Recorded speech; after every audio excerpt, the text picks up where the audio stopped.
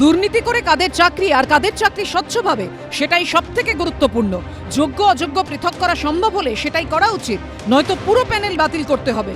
এসএসসির চাকরি বাতিল মামলার শুনানিতে বুধবার এমনই তাৎপর্যপূর্ণ মন্তব্য করলেন সুপ্রিম কোর্টের প্রধান বিচারপতি সঞ্জীব খান্না এবং বিচারপতি সঞ্জয় কুমারের বেঞ্চ, যার ফলে মেধার ভিত্তিতে যারা চাকরি পেয়েছেন তাদের উদ্বেগ উৎকণ্ঠা আরও বাড়ল।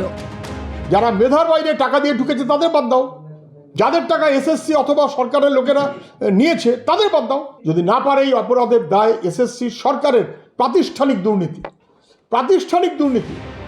গ্রুপ ডি এবং নবম দশমের শিক্ষকদের হয়ে বুধবার সওয়াল করেন আইনজীবী মুকুল রোহতাগি। আইনজীবী বলেন, হাইকোর্টের রায়ে যারা চাকরি হারিয়েছেন তাদের মধ্যে যারা নির্দোষ তারা তো সবচেয়ে বেশি ক্ষতিগ্রস্ত হয়েছেন। তখন প্রধান বিচারপতি সঞ্জীব খান্না বলেন, আমরা এটা বলে আসছি যে যদি যোগ্য অযোগ্য পৃথক করা সম্ভব হয় তাহলে সেটাই করা উচিত, কিন্তু যদি আলাদা করা সম্ভব না হয় তাহলে পুরোটাই উড়িয়ে দেওয়া হবে। আমাদের একজন সঙ্গী এই শোকে মারা গেছেন। আমরা প্রত্যেকেই মানসিকভাবে ভীষণ রকমের বিপর্যস্ত। রাতের পর রাত খোলা আকাশের নিচে ঠান্ডার মধ্যে এখানে কাটাতে হচ্ছে। এটা আমাদের জন্য এক ধরনের অগ্নি পরীক্ষা। এই লড়াই অ্যাকচুয়ালি একটা ভুল ধরা সিস্টেমের এগেনস্টে একটা বাক স্বাধীনতার লড়াই। চলতি বছর 8ই জানুয়ারি সিবিআই যে সাপ্লিমেন্টারি চার্জশিট পেশ করেছিল এবং তাতে নীলাদ্রি দাসের যে ভূমিকা তা উদ্ধৃত করেন আইনজীবী। তখন আইনজীবীর উদ্দেশ্যে প্রধান বিচারপতি বলেন, আমরা কোনো নির্দিষ্ট অংশ নেব না, পুরোটাই নেব। ওএমআর এর স্ক্যান কপিগুলো থেকে আরও কিছু তথ্য পাওয়া গেছে। দুটো প্রশ্ন খুব গুরুত্বপূর্ণ, এক, কারা অসৎ উপায় অবলম্বন করে চাকরি পেয়েছে আর কারা পায়নি। সিবিআইয়ের উদ্ধার করা এই যে হার্ড ডিস্কের যে ওএমআর শিট পাওয়া গেছে, সেই ওএমআর শিটে প্রাপ্ত নাম্বার ধরুন 0 আর এসএসসি সার্ভারে প্রাপ্ত নাম্বার 53 হয়ে গেছে। এই নাম্বারের পার্থক্য ঘটেছে। এখন যদি বলেন না ওই ওএমআর শিটটিও ঠিক নয়, ওখানে ম্যানিপুলেট করা হয়েছে, তাহলে বলতে হয় যে এভলিউশনটা তো ভুল হয়েছে, অর্থাৎ মূল্যায়নটি ভুল হয়েছে, তাহলে তো গোটা নিয়োগ প্রক্রিয়ার কিছুই থাকে না। মূল প্রশ্ন হচ্ছে, যারা যোগ্যতার ভিত্তিতে চাকরি পেয়েছেন তাদের কেন এই বিড়ম্বনা ভোগ করতে হচ্ছে?